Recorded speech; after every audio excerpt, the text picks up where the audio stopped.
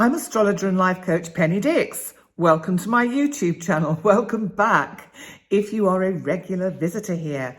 And if you've not been here before, a big welcome to you. I'd love it if you'd subscribe. So today I'm bringing you one of my short heads up videos. And the subject for today, which is the 10th of February 2023, is about Mercury, our planet of communication, conjunct Pluto, our planet of transformation, and they are both in the sign of Capricorn. So the significance of this particular conjunction, when planets conjunct, when they actually come together like this, it increases their kind of energies and their combined energies. So Mercury is urging us to communicate. Mercury is urging us to put down roots and structures in plans that we might be making. The event chart shows us that Mercury and Pluto are in the 6th house, which is very much about our working routine. So, and Capricorn itself is about structure and tradition and just sort of having everything in some kind of order.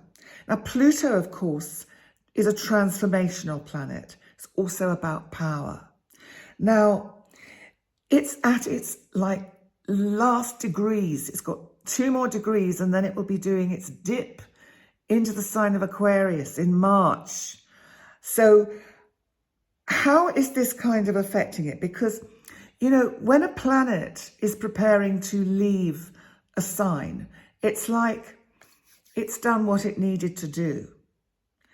And because they're both conjunct, Mercury and Pluto are conjunct, and Mercury will, the day after today, on the 11th, be moving into Aquarius itself.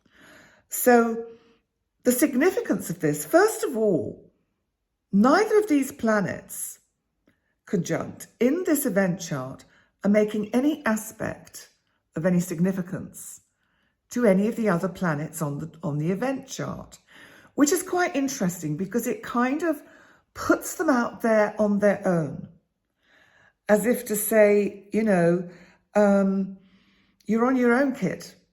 You've got to have these discussions. You've got to see everything in the cold light of day. Capricorn, and I do not mean this in a negative way to Capricorns, is by its nature quite a cold sign because they're so practical. But remember, they're also cardinal. They initiate and get things done. But this kind of energy, Mercury, communication, Pluto, transformation and power.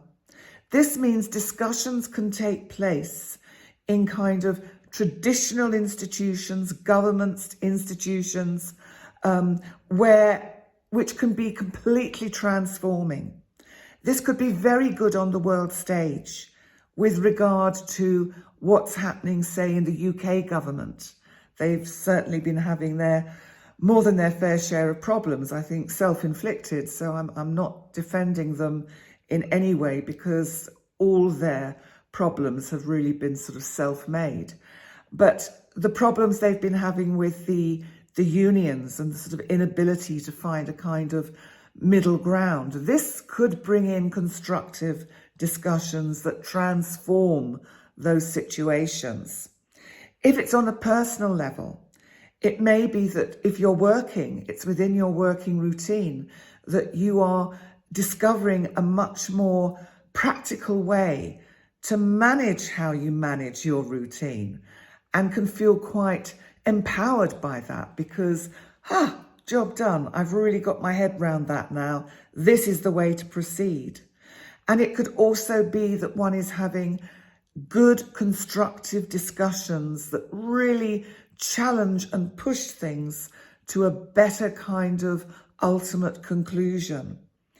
The other energies that are going on in this event chart, and remember, it's still all around this full moon energy. This is a mega full moon, although it's a micro moon. I'll just add that in quickly because it's a long way from the Earth, this particular moon, so it's known as a micro full moon. But this particular energy is kind of We've got Mars still squaring Venus, and I've done a separate heads up about that. And this is all still within the energy of this significant full moon that we've had on the 5th, where Uranus was squaring both the sun and the moon and making such, and bringing in really energies that can have been quite disruptive over the last few days. So obviously I'm pre-recording this. In fact, I'm pre-recording this on the 29th of January. So I have no idea what might actually have unfolded between now and the time you view this video. It's always really interesting. I find that super exciting. So anyway, that's really what I wanted to mention, that this is a significant transit. The fact that that Mercury and Pluto are conjunct, and the fact that they are not making any aspect to any other planet.